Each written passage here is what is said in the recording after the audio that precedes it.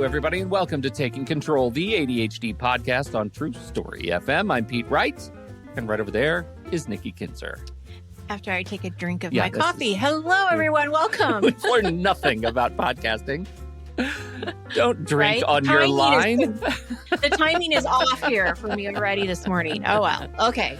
I'm back on target. We are continuing our job series, and this week we're sort of inserting an episode because we were so deeply inspired by our members-only happy hour that happened at the beginning of this very month. The month of, what month are we in? It was May. It May? The May happy hour was just last week. So as we record this, so by the time you hear this, some weeks will have passed. But we started talking about red flags about halfway through this conversation, our happy hour conversation, and people had red flags at work. Yes, they did. Flags at work. And I kept thinking, red flags at morning, employees are something. Red flags at night, workers' delight. No, there's a sea shanty or something. It's about red skies and things. I was trying to come up with some sort of a pirate metaphor all morning. I've been trying to. Okay, it never worked. Never worked. Anyway, people had thoughts about red flags, things they experienced and maybe should have seen in the rear view, had they only known better, et cetera. We have lots of great examples. So we're going to talk a little bit about our own red flags, and red flags, a way to see some red flags, and maybe some signals that you should keep in your back pocket so you know when you should be even looking for red flags. So that's what we're going to talk about today. We have a couple of big announcements. First of all, you know where to find us, TakeControlADHD.com, and jump into the Discord server, TakeControlADHD.com/Discord. It's a fantastic place with a growing, enthusiastic community of members all living with ADHD, supporting one another. It is the greatest place on the internet. And of course, if you really love it and you want to see all the super double, triple secret channels that you don't get access to in the public, then you should visit Patreon, patreon.com/the ADHD podcast. That's our member support program. If you want to support what we do here, if you want to see it continue to grow and thrive, toss us a few bucks a month over at Patreon, and that will help a lot and get you access to early episodes of the podcast with extra stuff and the access to all the super triple secret channels in Discord. It's really, really great. So we appreciate you doing that. Thank you so, so much. And now we do have a couple of announcements for all. Yes, we have some summer events that are happening. So I want make sure everyone knows that we still have a few days left to sign up for the next installment of the ADHD Book Club. I am so excited to be exploring James Ochoa's book. As you all know, James has been a guest here 8 times now. 8 times, yes. 8 times. Wow. Good friend of the show. And his book, Focus Forward, Navigating the Storms of Adult ADHD, is the book that we are going to be exploring. And he has graciously committed to joining us in 2 of our sessions. It's an 8-week book club. So I would love to have you join me. I have this book. I've read this book. I love this book. I give it to clients, and I am really excited about sharing this book with a group of people that we can really sit and talk about it and really understand what his work is all about. Yeah, so important. Sure. So the deadline is to enroll is May 31st. We also have another deadline on May 31st. The deadlines are stacking up right now. They are. De-Clutter Challenge is happening this summer, June 2023. And I am really excited to get this challenge started. If you've been a longtime listener of the show, you know that my garage has been a toleration for me far too long. And that is my main focus in June of 2023. My goal is to get this garage in some kind of order, not perfection, but some kind of order. So I want you to come with me along on this journey. We have a game we're going to play. I have a couple of webinars that I'm going to share with you on how to organize, how to get started, and then how to maintain.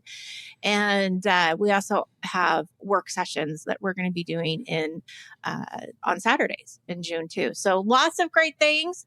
You can find both of these events on our website, TakeControlADHD.com/book club for the book club, TakeControlADHD.com/ De-Clutter if you'd like to declutter. You should totally declutter. Everyone should declutter, Yes. but also book club. It's going to be a fun June in Take Control. So, Absolutely. this week's episode is brought to you by TextExpander, one of the best invisible tools in my tech tool chest. Here's how it works. If there's a piece of text that I type more than once, that's a signal I need to add it to TextExpander. So I keep my most used emails, phrases, text messages, URLs, and so much more right in my TextExpander library. A snippet can include text, links, images, code, account numbers, phone numbers, addresses, whatever you want. The trick is, for each one of those snippets in my library, I assign a unique abbreviation. Then I expand it. I can deploy the current text that I need with just a few keystrokes on any device across any apps I use. Just type the abbreviation for the snippet I'm looking for and boom, text expanded. You can even get your whole team or family access to all the content they need to use every single day. Organize it by department and group and make sure that all of your snippets are used consistently wherever they're needed. This month, we're talking about red flags at work, and I've got to tell you, one of the red flags, if you're dealing with this just like I do, TextExpander might be able to help. It's the frequent little typographical mistakes. My brain, it just moves too fast to catch little errors when I'm typing quickly, and we're talking about things like brand names and technical terms, things that are unique to my business that don't usually get caught by spell check. So I put these terms in my TextExpander library, and then I never miss them. Example, live stream. We do a live stream on this show, and for a long time, live stream was accepted as a single word. But now more and more, it is two words. It's split up, live and stream. Well, I still type it as live stream. Spell check doesn't catch it. So I added it to TextExpander, and now every time I type the word live stream, it separates it to live and stream. And I don't have to do anything. It just fixes the issue instantly, automatically, and effortlessly. TextExpander is available on Mac, Windows, Chrome, iPhone, and iPad. And for listeners of the ADHD podcast, you can get 20% off your first year of service. All you have to do is visit takecontroladhd.com/textexpander, and you'll be whisked over to our page on their site where you can get started. Again, get started now. You'll save 20% off your subscription.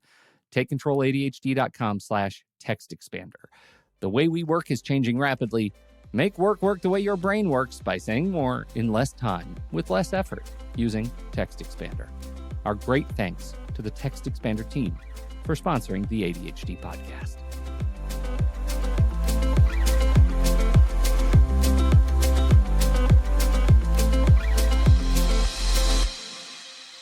We do have an answer from the ADHD community. I neglected to mention, if you become a member at patreon.com/the ADHD podcast, you get to join us for the live chat of the live show and watch us record live.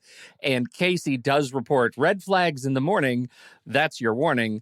Red flags at night. Quit now. Don't even show up the next morning, which is probably closer to the truth than any of us want to admit. We are talking about red flags. Right. Where would you like to start with this conversation on red flags? Well, it looks like Melissa, our lovely brain trust partner, wants us to start with our own past job stories. Well, that was me. I actually wanted to do that. I added this first little section on top of Melissa's stuff because I want to hear your red flags, because you have worked for a long time, and even though you and I have been doing this for doing this kind of working for ourselves thing for a while, we have company experience. Do you have any experience with red flags yourself? Because I do. I've been pretty lucky. I've worked for some pretty good people. I think the red flags, it hasn't so much been like the companies that I've worked for, the people that I've worked for. It's been the type of jobs. Like, I've really kind of figured out what I wanted, what I was good at, what I wanted to do, and what I didn't want to do. Yeah. And I think that was the biggest thing is the sales. I'm not a good salesperson. Mm-hmm. I didn't like being a salesperson. And I did that for a temporary service. And I did it for a very short period of time.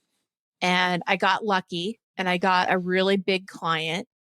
And but you only get those clients for like a short period of time where you still get commission on them. And then Mm-hmm. like you have to go find new business. That's the Mm-hmm. thing about sales is you can't just Terrible. ride your current business. Right. You're supposed to go find new business. And oh, I did not like the cold calling, the calling on, because this was back in the 90s. So, I mean, that's really aging me. Yeah, it was. It was back in the like mid to late 90s. And everything was different. I mean, it was actually picking up a phone call or a real phone Mm-hmm. in your office With and a calling a cord. bunch of Right. companies. Yeah. And then having the map, not a GPS, an actual map in your car to try to figure out where you were going. That's the Thomas Guide. Do you The remember the Thomas Thomas Guide. Guide? Yeah. Yes. Yeah. Yes. That job was not for me. Mm-mm. Yeah. So that would be the thing that I would say is that I really just figured out more about what I didn't like and what I liked. And I actually, the last job I had with a company was human resources. And I really enjoyed that job. Yeah. I really did love it. And I loved the people I worked with and the company was great. And it was hard to leave. But Yeah. I did. My best it's funny as I was thinking about this morning. I was going through what are the things that that I've really struggled with in my sort of pre-ADHD career, like the stuff that I didn't know I should know about, the unknown unknowns, right? And Mhm. and I realized there are a few, like my first job that wasn't like a working in the tourist industry as a high schooler, right? I was working in a television station and it was cataloging old tapes. So I had to go through this vast library, this endless dark hallway that had 3/4 inch tapes, like news tapes, all up lining all the walls. And I had to go one by one, put them in the drive, and log in this brand new computer system what the stories were at what time code on each of the tapes, so that when you're filing news stories you can go back to file footage very, very easily. So I was essentially a glorified video librarian doing a ton of data entry. Right. And I realized that was probably one of my best jobs for personality, because I could get go over to the 7-Eleven next door and get like a big gulp that was like a whoa gulp, like the size of my head and bigger. And Right. I could and I could hyper focus with my stimulant and do that for hours and hours and hours, and nobody ever bugged me. And they just knew that as long as they could go into the computer and find the stories that they wanted, and that library was growing, they never questioned what I was doing. It was as soon as I had responsibilities and deadlines that I started struggling. Those were the things that got in the way, and I didn't know that there should be red flags that I should know about. The more and I was, really, really good at lying to myself, at convincing myself that doing one thing was of value, even when I was asked to do a different thing. And Mm. so things like missing deadlines, I was constantly missing deadlines. And, the news business is run on very tight Deadlines. schedules, right? It's very, very Right. deadline oriented. And so I had to get a handle of that. I was making, I would start making mistakes that I would be caught on multiple times, like misspellings, names, those kinds of things that I just wasn't paying attention to the detail.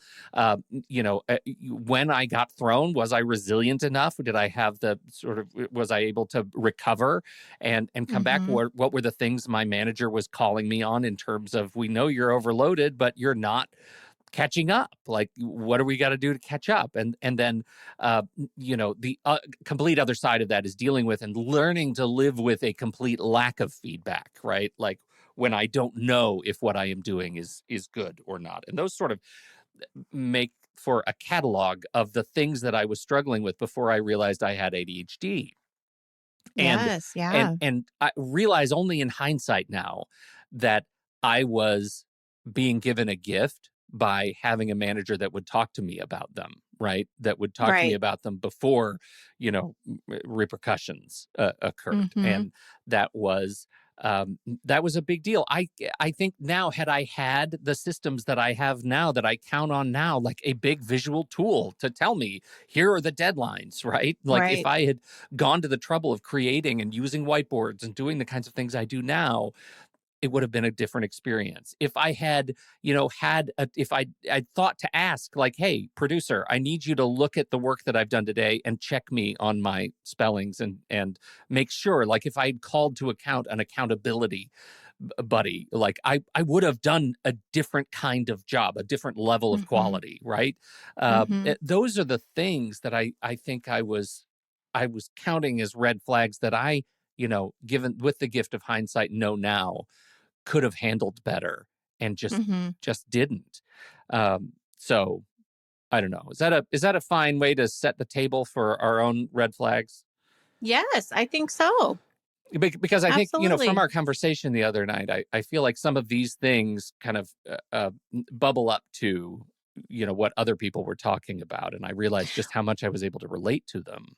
Absolutely. Well, and what was so great about the happy hour conversation is it gave us this topic, and it gave us our next topic too Yeah. that we're going to talk about Right. eventually. But um I love that we're talking about this because it's when you're doing a job series, we will typically talk about what kinds of jobs are good for ADHD. How do it's about the interview process, it's about all of this stuff, but it's not really about finding the right job for you in as much detail as we're going to be talking about, and really looking for those red flags, or at least being aware of them when they pop up. Yeah. So I love the angle that we're doing here. Yeah, I me think it's too. great. And it does start with the red flags that pop up before you get the job. And this is probably a good one to start with, just because, one, I know there are people in our community who are looking for work right now.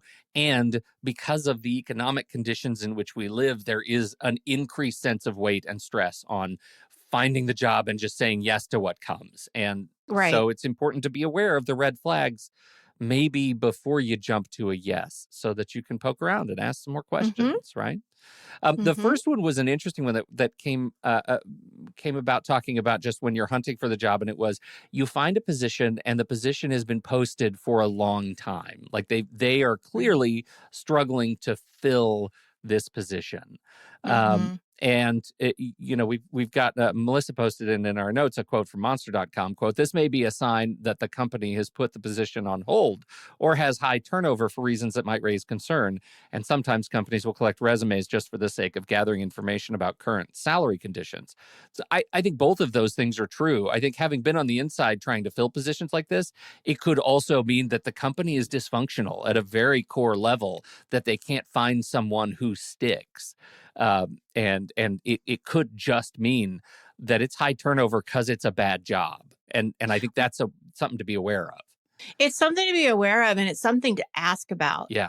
I'm going to talk a little bit more about this when we talk about the interview, but that's a great question to ask when you're in the interview: is how long has the position been opened? Why is it opened? Like, is it a new position, or is it a current position that you're trying to fill? And really asking those questions around this job and hearing what they have to say, because it is a key. Doesn't mean that it's a no-go for the job. I mean, but it's something, like you said, be aware of and ask questions about. Yeah, yeah. Which leads to, like, what are the key words that the job is actually selling? And one of the key words that we're looking for is competitive salary, right? Oh, this job offers a competitive salary. Competitive with what, right? They want you to think it's competitive with the market, like it's competitive that with other positions that might be recruiting you on your very best day, but it could really be competitive with the bottom of the market.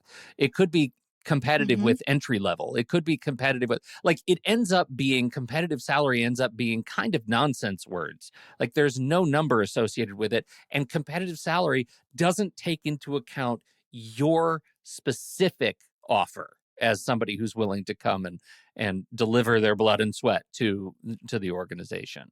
Um, So this is interesting because I see both sides. sure. Because I'm in HR. I was Right. in HR. I see both sides. I see why you don't, as a company, you don't necessarily want to put the number out there, because you don't want to sway people one way or the other. And you want people to apply who are interested in the job. Um, but this is interesting. I was talking to a friend of mine who does hiring, and now in Oregon, in the current climate. And we were talking about this because I was asking her how much she was offering for a particular job that she was looking for to hire. And it's a high level job. And I said, so how does that work? And she said, well, in Oregon, you can't ask what their current salary is Right. anymore. That's true. And That's true I in a was like, lot of really? states. A lot of Yeah, states. I didn't know that because when I was in HR, you could Yeah. say, what is your current salary? Right. And now you can't. And she said, well, they do that because they want they don't want to discriminate, so if a man comes in and he says, well, I was making $100,000, I want 100,000. A woman comes in and says, well, I was making 70,000. Right. I want 70,000, but they're doing the exact same job. The company shouldn't, it's unconscious bias, right? Or whatever. And so I never knew that. So I that was new to me. And so it is interesting. We should get an employment lawyer or somebody on the show because it would be really interesting to hear how companies do that. Like, how do they decide on their salaries? Because you could do a Google search, but it doesn't necessarily tell you much because it's so broad. Yeah. It might surprise you to learn. I also have an HR podcast called Human Solutions, a HR podcast for people who love HR, and I do it with a regular. Yeah, I know. It's for AIM HR Solutions in Boston, Massachusetts, and Massachusetts has a really fascinating, is fascinatingly progressive in terms of the way it protects employees. And I am going to ask my employment lawyer, buddy Tom Jones, to join us for this conversation because it would be but really useful. My mind is blown. How did I not know that you had an HR podcast? How long have you been doing it? We're in season 3, short seasons. Like we've only done probably 30 episodes over the last couple of years. Yeah. Well, Bring Tom Jones on. You don't know about that stuff. Like I do 30 shows. Like you have no business like keeping up with all the nonsense that I do. There's no expectation that you would know. But that one I would be really interested in. Yeah, it's good. It is. It's really fascinating when you think about, because so many of these conversations are your jurisdiction may be different depending on what state you're in. But generally, there are a lot of protections, more protections for employees than when you and I were actively studying HR. Now. Right. Because, and that's what my friend was saying is she said, back in the day, you kind of went off of whatever they wanted or what they offered if it was in the range. Yeah. But now it's like, this is what the job pays. Yes. It doesn't matter if you're a man, woman, or whatever gender you relate to. It doesn't matter. Like, this is just what the job pays. This is what we're offering. Yes. And what's really interesting about it, like one of the things that and I don't know if this is specifically, these two things are tied together, but one of the things that I note is that the salary ranges as a result have gotten much, much wider. We were just looking at a position where the salary range started at 30,000 and went to 100,000. Right? Holy cow, that's the same job title. And part of the reason is they want to make sure that they have a lot of room to promote people to the top of a salary range that makes it exciting and enticing to stay in the role longer. And so I totally get that. And you want to come in and you want to be making the highest, but competitive salary could mean we're competitive with the 30,000 or we're competitive with 90. It really, like you said, it really doesn't mean anything. Yeah, doesn't mean anything. Until you get information about the job. Yep. So yeah, that's interesting. Yeah, all right, good to know. Very interesting. Okay, so you wanted to talk about the interview. Well, yeah. So I know that there's a couple different sides here. So there's red flags from our listeners that I want to share with you when they've been in situations where I asked an interviewer, how do you like your job? And what do you think your biggest challenge is? And I was immediately met with defensiveness and asked something like, who's interviewing who here? Oh, huge red flag. Well, huge. And that's, I just want to add something to all of this, which is when you hear something like that, the red flag it might not be saying anything about the company, but it is saying the person interviewing you is bad at their job, right? Oh, for sure. That person doesn't know what an interview is for. And that's fine. Those people exist in the world. It's not your job to confront them or fight them, but it is a red flag to know that this person has a successful position at this company. And what does that say about the relationship that you want to have with this company? Just another Mm-hmm. question to ask. Mm-hmm.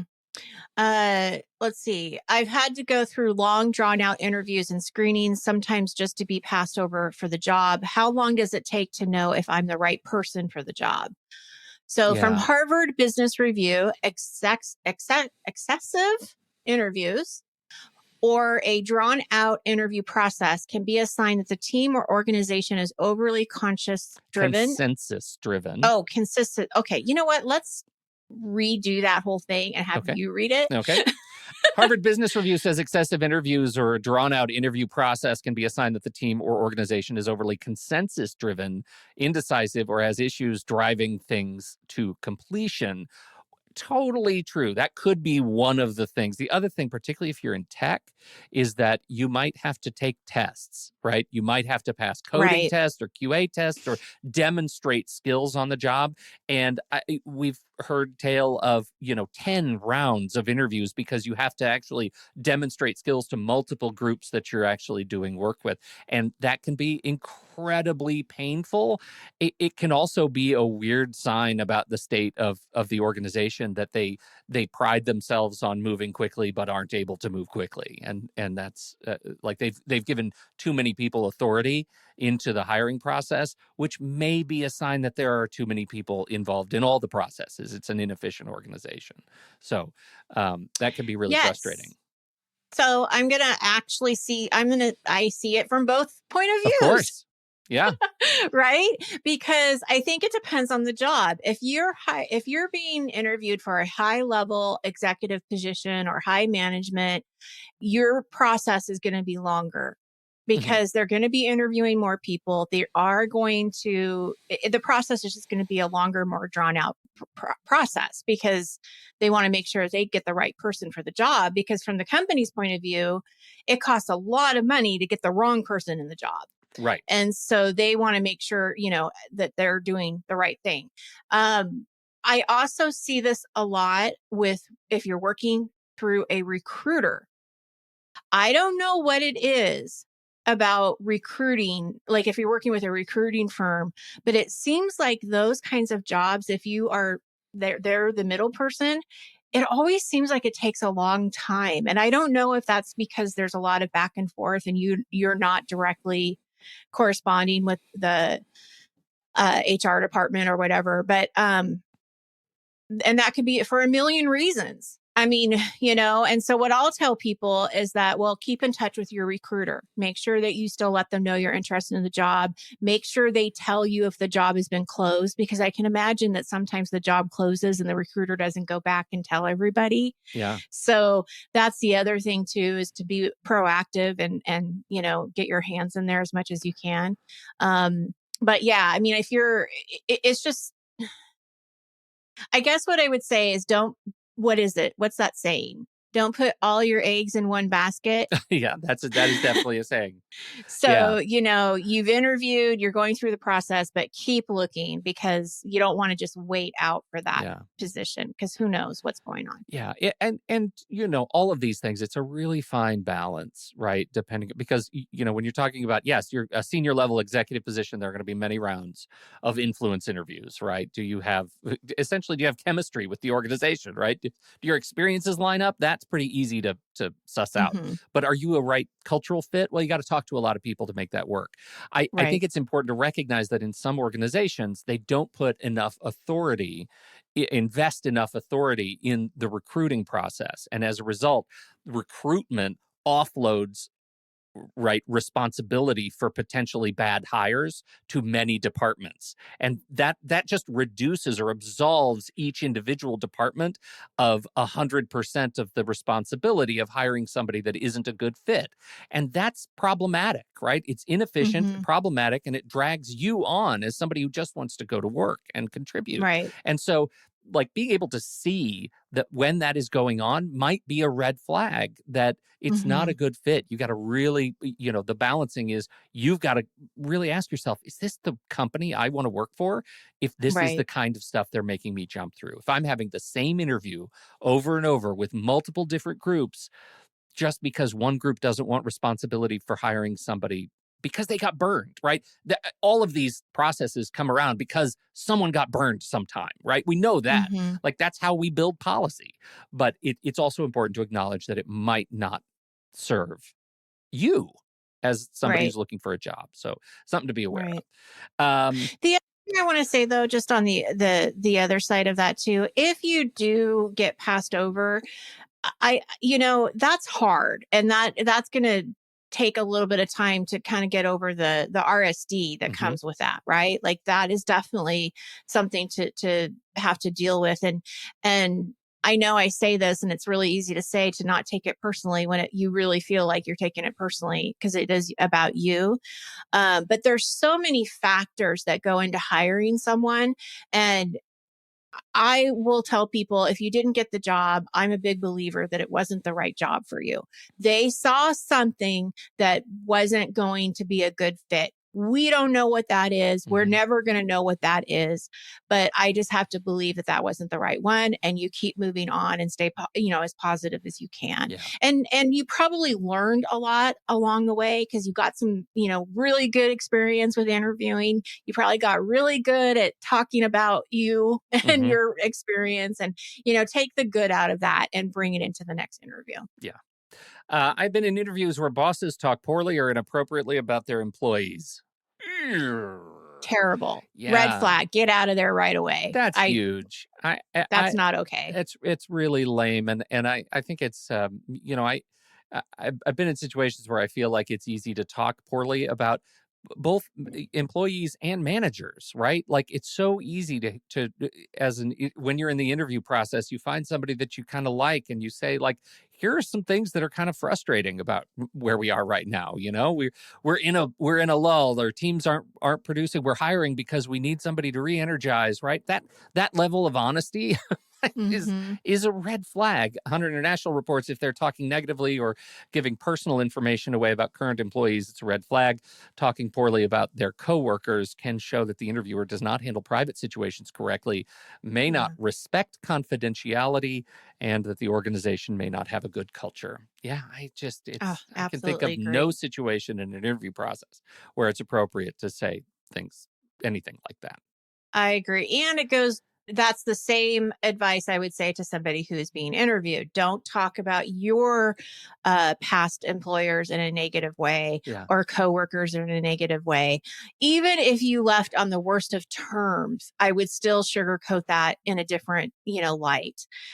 Because that is a red flag as an interviewer, that if you're talking poorly about your other company, and I know that there's things that there's reasons why you're leaving a job, Hmm. right? So, of course, there's going to be things that maybe you didn't like, and you can be honest, but just don't talk badly. Like, don't talk in a way that, you know what I mean? Like, I don't know what the difference is about talking about your experience, but then not saying that, oh, it's a terrible place to work for. They're terrible. Yeah. I don't know. I don't know. There's a line there, and Well, I'm not yeah. I explaining mean, it very because you well, can but you can speak about the facts of your experience without right. at coloring it with your emotional experience, right? Yes, You can exactly. totally do that. It's okay. Yeah. And I just want to emphasize how important it is for you to interview them. And again, we talked about this at the beginning, but I just think it's so important, especially when you're feeling stressed and you really need a job. It's really easy to just want to, be whatever they want you to be or what you think they want you to be because you need this job. But it is so important for an ADHDer to really get the facts and as much information as they can around the job, the environment, who they're working with, what a typical day is like, what is the culture. Can I observe? Like, can I go in? Like, can you give me a tour of where I would be working? Like, ask these questions because you want to get a really good sense if this is the right job for you. And I was just talking to my daughter. She's leaving her position as a barista that she's been working for for the last couple of years. And I was telling her the same advice. And I'm like, she wants to be a waitress. So she's trying to get a job to be a waitress. And I'm like, just go in and, ask them questions. And we've been going to dinner at the different places that we think she might want to work at. Oh, fun. Yeah. And one of the places we definitely decided that was a no-go. So that was really helpful. So anyway, that's something else. Like, check out companies. Oh, that was what I was going to say. I just forgot about that. When you're looking for a job, look at the industry that you like, not just the position. Because there might be industries that you're really interested in, and you can find openings that way too.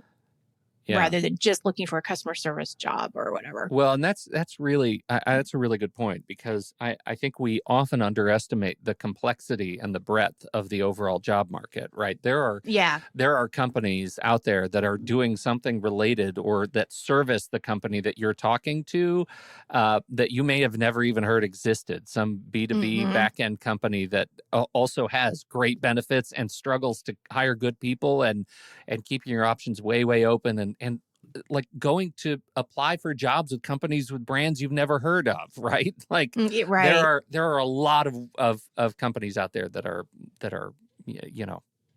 out that exist. Yeah, because if you believe in the mission of the company, whether it's selling a product or a service or whatever it might be, that's just you enjoying your job more so than going to a company that you really don't care about. Yeah. Either way. Yeah. It's little things. Like I worked for a client in Edmonton once, and it was one of those experiences, right? Like it was a connection from a connection, and I ended up doing some work for this company, and they make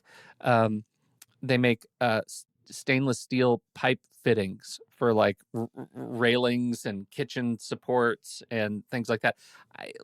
I don't know who does that work when I'm standing in a kitchen, but now I know. Again, I've just done work for them. There's a small company that out of Edmonton, Alberta, that ships internationally and has all kinds of clients that I have heard of, and they're really great. They're really nice people, and they do good work. Like, I never in a million years would have heard of them, that they even exist, had it not been for a connection of a connection of a connection.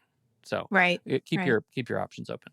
We do have red flags on the job, starting with onboarding and starting a new job from our listeners. After a week on the job and just starting to get the hang of things, another new hire started, and I was the one management chose to train them. Yeah. Not a good situation. I wish this wasn't the first time this was the first time I've heard that, right? Like that happens so common, and it's just one of those things. Like, you just admit, here's where we are, new person. I'm exactly 5 days your senior. Let's see if we can do this together. Yeah. And what I've also seen, a different version of this, but very similar, is they get on the job, they're told they're going to be trained, and then they're never trained. Yes. Like, they're just kind of thrown into it, and they're never properly trained, and they didn't get the onboarding training that they were promised to get. So that's also a huge red flag. Totally. All of this is bad. Like, I'm not saying it, but I'm just saying, like, it's from a management perspective, it's sort of indefensible, right? There should be a program for figuring these things out. And sometimes you deal with what you're handed. Right. From the Washington Post, you'll encounter this type of behavior in any workplace. Oh, I skipped one. It's never a good sign when you're immediately approached by one or more existing coworkers who are overly eager to share office gossip with the new hire. Really, what are we saying here? There is a little bit of Mean Girls in every office, right? Like, there's a little bit. It's, if you haven't seen Mean Girls, it's clicky. It's about clicks, right? It's about, like, we're trying to figure out whose team you're on. New hire. Right. And that's exactly. just the social dynamic of work. Washington Post says you'll encounter this type of behavior in any workplace, but when you're the newbie, you should enjoy some sort of honeymoon period free from office politics. If you notice an environment where backstabbing is common, it could be a sign of toxic work culture. Right. Yep. Okay. I was hired for a job that technically didn't exist yet. It was for a new building that had yet to open. For the first month, I had to drive to another office building an hour away from where I was hired to work. I was sat in a cubicle, and that was it. I was never giving a single task or any instruction past, you can sit here. Well, I feel like there's an end to this story at some point. Like, e- eventually you did something, right? Or did you? I hope Did you so. leave? That's so Did you just weird. leave? Like that feels like the setup to a joke that we don't get the punchline for. That doesn't sound very good, but it also doesn't sound out of the realm of possibility. No, and it sounds like a lot of disorganization in new hires. Yes. Yeah. It With the sounds like a company, a building that disconnect. doesn't exist yet. Yeah. Absolutely. And we run into this all the time. My wife does placement for SLPs, Right. and we would run into this all the time. She'd be complaining about the fact that HR for a school district just sees there's going to be a maternity leave. And so they end up hiring to fill that maternity leave way prematurely. So you end up like double staffing because you hired somebody to take on this job that ended up taking on a maternity leave when the person who was leaving was only like 3 months pregnant, right? It was just That's like crazy. a massive disconnect between recruiting Yes. and the actual work. That's what it sounds like you're dealing with here. And Yeah. it's not good. It's No. definitely a red flag. But I am curious what the end of that story is. I am too. Yeah. And if they stayed there, and what was the job? Yeah, Like, that's right. just so interesting to me. We've Yeah. got a greatest hits of red flags on the job. Shall we just burn through these? Yes, These are absolutely. good. Many of our listeners spoke about not being given clear work expectations or their superiors being unable or unwilling to clarify job tasks or responsibilities. Mm-hmm. Yes. I had one person tell me that their supervisor said, I have my eyes on you. Yeah. For and what? I'm like, what does that even mean? No. Yeah, that doesn't mean anything. For what? It's negative. Yeah. But what does it mean? Yeah. Unless it's followed by a wink, in which case there are Right. more problems. Right. Right. Whole nother set of issues and red flags. Neither one of those red flags is any sort of good. That's right. Oh, actually, that reminds me of something that I do want to bring up. So when I was talking to my daughter about different restaurants in the area, I said, well, what about the restaurant that I went to for my birthday?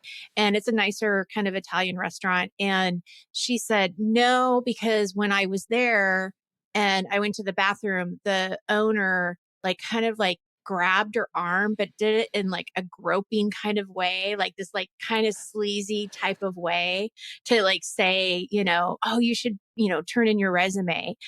And red flag. Yeah. I'm like, yeah, don't go there. Don't go there. So that was a red flag. It just dawned on me and I wanted to throw it out there. Groping is generally a red flag. Well, and it wasn't groping in bad areas, but still, she was uncomfortable with the arm touch. Enough. Yeah, no, that's it was enough that was this isn't quite right. I don't know. Yeah. So anyway. Everything is urgent or an emergency. I tried to explain to management that if everything is labeled urgent, then nothing is urgent. No one seemed to understand that concept. Everyone was always running to put out the next fire. That's a cultural issue, right? Yeah, that's a cultural thing, and it's inherited. Somebody at the top was a real, sucker for urgency, and that became a bit of identity and lost the meaning of it, and that trickles down because it can't help but trickle down until you stare it in the face and say, this is really what we're really saying is go watch The Incredibles, right? If everybody's special, no one is, right? We learned the lesson, right? We've learned this lesson before. It's not good for you, it's not good for the company. It does not create I think there is a myth that a company where they treat everything urgent, the myth is that they're going to be more responsive to client needs, to customer needs. That's not true. That is just patently not true. It makes the company indecisive and it makes the company chaotic. And a chaotic company does not respond to anything, right? It reacts, and that's just feral. It's not. Yeah. It's not a healthy. good environment. Yeah, not a good environment. I worked at a retail setting with a large hospital network. I was consistently told to look the other way or give special or preferential treatment to VPs or other high-profile employees.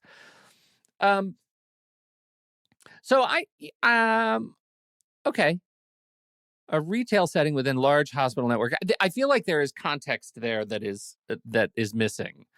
It is a red flag. It's not generally healthy, but I also have worked in those kinds of situations. And I was selling one of my first high school jobs. I was in a tourist situation, and you know, the president of the company would come in, they'd get a Coke and a hot dog. Like, what kind of challenge are we saying, right? Like, Right. what is the preferential treatment that VPs and presidents are getting that is not appropriate? There is a line. I'm Right. not saying there isn't a Oh, no, I line. totally agree with you, because I was thinking, like, when I worked in retail, whenever our regional manager would come into the store, boy, we were on our best behavior Right. and catered, whatever you need, we're here Hmm. for you. So yeah, I do think it some of that is just going to naturally happen. Um, Looking the other way, I think that, I mean, depending on the context too, I think that like, if you're saying a VP is getting away with something that they shouldn't be getting away with Yeah. because it's not okay for other like employees or whatever, like I don't know what it could be, then yeah, that is a red flag, Yeah. because you're also going, I mean, you have to ask yourself ethically, like, is this an ethical, boundary that I'm Hmm. crossing? Um, so yeah, I think we would need more information on that, Yeah. like you Yeah. said, to kind of, I just want to underscore, like, I recognize the complexity of organizations, and right, sometimes the fact that an employee gives a hot dog and a Coke to the president of the company when they come in is recognizing this that we're all sharing a few pennies of that hot dog and a Coke in order right, to show off a little bit to the executive. And right. that's a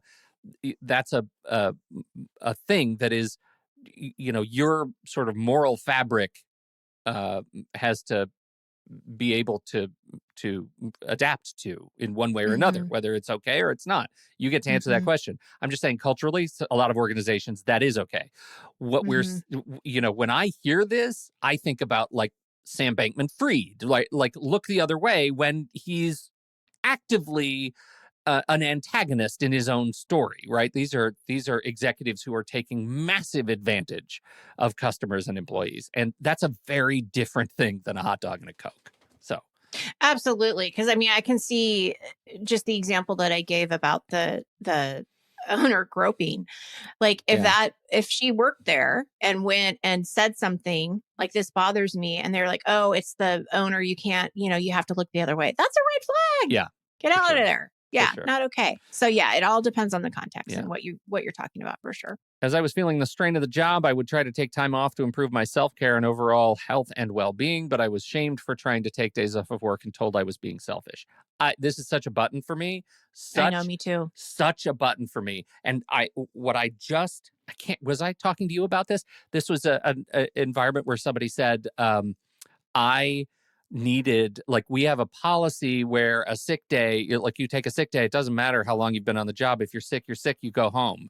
And Right. I approached my coworker or my boss, and I said, I need a mental health day. I'm feeling the effects of my depression and bipolar, and I need to take a day off. I am sick, but it's a mental health issue.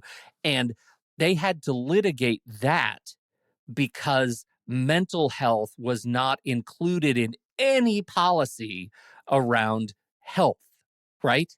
So this person ended up having to take vacation time for mental health time to heal Oh, her brain. That makes me insane. That makes yeah. me insane. Right now, we are 20 years too late in solving this problem for our Right. people when these complaints first started coming up. We are way too late in having these conversations about Yeah. mental health.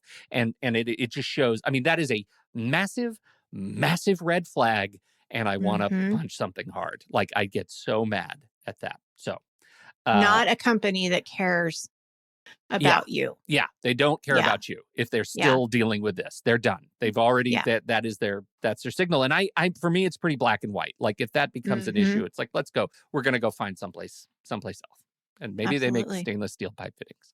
Um, there was a lot of mention of work-life balance, but management never tried to foster that type of working environment. This is a huge red flag, right? I agree, because management.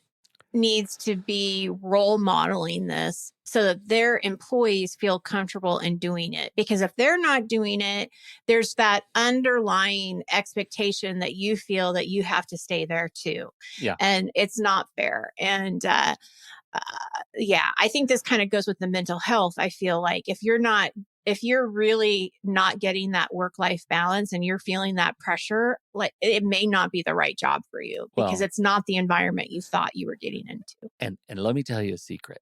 This is a little secret. Yes. I One of like the secrets. trends right now in benefits packages that we're seeing a lot of is unlimited time off, right? It's Mm, just it's all PTO, personal time, and it's unlimited. Take whatever you want. That's a red flag, as it turns out, because it's a really? company that knows you're never going to take it. You're never going to take Because it. people don't take it when they have it. Yep. Yep. And they know that the peer pressure is too great. They know that any submission for time off is going to be met with some sort of judgment, and that once they do start taking unlimited time off, then they are under increased scrutiny for actually meeting the deliverables of their job. Not decreased, not the same. It's a natural artifact of historical management practices. So I would be super leery because I would say it's a massive trend to see this. It's unlimited time off, and yet very few organizations are really doing the work to understand how to manage employees in an environment of unlimited time off. So that is a little That's really secret red flag. interesting. Well, and I have something else that just came to mind when you were talking about that. I had a client who had a lot of vacation time and wanted to use it. And so in the summertime when it's not as busy, they agreed that she could take Fridays off. Mhm.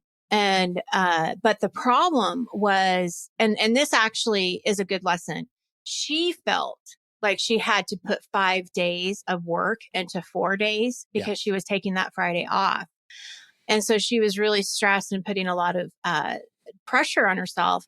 But when she talked to her supervisor and some coaching with me, that that wasn't the supervisor's expectation. Right. So that's also a really good lesson is that even though we may feel like we have to do 5 days and 4 days, that is not what her supervisor expected at all. She was like, Yeah. no, this is your vacation day. You do 4 days Yeah. of work. And You then leave for three vanish. days and then you come back on Monday and you do 4 days of work. And you're Yeah. going to do this throughout the whole summer. Right.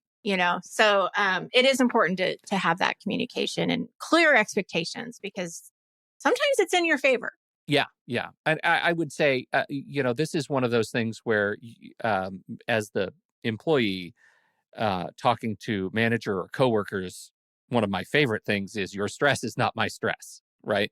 I Hmm. recognize I'm gone on Friday and that there is some pressure being put on me to be responsive, even though I'm not here on Friday, because other people value their own needs as highly as I value my needs. And they will Hmm. say, why aren't you there? Why didn't you answer your phone? Why weren't you available? Well, your stress is not my stress. And I have worked out Right. a schedule as such. I'm not working on Fridays. Same thing with remote work, right? This whole idea that managers, we're not good at managing remote employees yet. It takes time to figure Right. out how to do this. It takes practice and the expectations.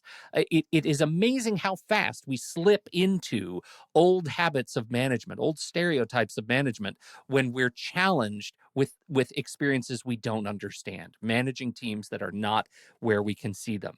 It takes Hmm. generations of leadership, not just weeks of leadership to figure out how that works, or even years. Like it takes Yeah. time. And so just be aware that everyone is learning. That might be another, not a red flag, but a white flag, right? Hmm. Everybody is learning. We all have to understand that our managers, leaders, they're all learning how to do this at the same time. So we have a couple more. Here we go. There have been many jobs where there have been a lot of employee relationships that created an uncomfortable working environment. Ugh, yeah. Yeah, that happens a lot. My first job in education, I was working for a team where it was just three of us. It was our manager and then the two of us. And it was me, my peer, was a lovely woman who was very good at her job. And she and our boss were dating and ended up getting married. That was very uncomfortable because their relationship with the work was very different than mine was, and mine was with her, and the expectations I felt were different. I totally resemble that remark. Yeah. It's hard. Big red That's flag. loaded because Yeah. there's a lot of stuff that probably happens with Yep. that. And I can imagine it would be uncomfortable, especially if somebody's having an affair Yep. or, like you just know more than you want to know. Yeah. Right. I recently left a job where I was being harassed by a colleague. When I reported the behavior, I was just told to stay away from them. I couldn't stay in a job where my legitimate feelings and concerns were brushed off to avoid conflict with another employee. This makes me mad. Yeah. Yep. You did the It's not right thing. okay. It's not okay. Well, and I can tell you, I have a client too who was being harassed and went to the supervisor. They did an investigation, and the person that was who was harassing was fired within 3 days. Yeah. So there are people that will do the right thing. Yep. But then there's a They lot of exist. people that don't. And Right. that is unfortunate. It's not okay. A lot of conservative industries, while they may say they want people to be themselves and authentic at work, the reality is they do not want to change the system and have anyone rock the boat, because also people in power benefit from staying in control, which is why cultural change is hard. Yes. All of that, yes. And I think the bigger the company is, Yeah. the harder that is from getting away from. Yeah. So that's one of the things you have to decide. Do you want to work for a big company? Or do you want to work for a mid-sized company? Do you want to work for a small business? Or do you want to go into business yourself? Like, you got to think of those environments, because again, another client who just got recently laid off from a large company. I mean, they are a number. Yeah. They are a percentage that got laid off. And that's how it is looked at. And it's not fair. It's not right. But that is the culture. Yeah. Yeah, it really is. And that is the line, right? Do you want to go for stability of benefits, regularity of pay, fixed locations, the kind of the big company feel? Or do you want to take more risks and maybe not have as great a benefits package and maybe have lower pay, but work for a company where your contribution is felt immediately and often? And that's the smaller organization. So it's not easy. It's not. And I was talking to my older son because we were talking about his major and what he wanted to possibly do with it, and having that conversation too around, my biggest hope for both of my children, and I'm sure everybody feels the same way about their own kids too, is you want them to be happy. You want them to be in a job where they're happy and fulfilled and they're making a difference. Yeah. And that was what I was telling my son, is that, whatever you choose to do, it's important that you really want to do it and you enjoy it, because we spend way too much time at work to not like what you're doing. Right. And my mother gave me the best advice when I graduated from college. And she said, you know what? A job is just a job. Mm-hmm. If you don't like it, you get a new one. And I've always, really held that close to me when I wasn't happy with my jobs. And I would just add to that, your collection of skills is your collection of skills, right? How you choose to package them is not defined by a job title, right? Absolutely. Oh, Mike, that is so true, because I can tell you, as an HR professional in the past, those job titles are so broad, so generic, so hard to come up with what everybody does. It's just not a fair assessment of who you are or your skill set. I'm glad you bring that up, because it's so true. Useful, I hope useful to some folks. Thank you, everybody, who contributed to this giant list of red flags. They are all red flags. It's really wonderful to, if for any other reason than to just remind ourselves that we're not alone in seeing the complexities of the work environment tested. And that's what these red flags are. You get to draw the line on which ones you're going to walk away from versus which ones you want to adapt to. So that's it. Thank you, everybody. Thank you for doing this. We appreciate you downloading and listening to the show. Thank you for your time and your attention. Don't forget, if you have something to contribute to the conversation, we're heading over to the Show Talk channel in our Discord server, and you can join us right there by becoming a supporting member at the deluxe level. On behalf of Nikki Kinzer, I'm Pete Wright, and we will see you right back here next week on Taking Control, the ADHD podcast.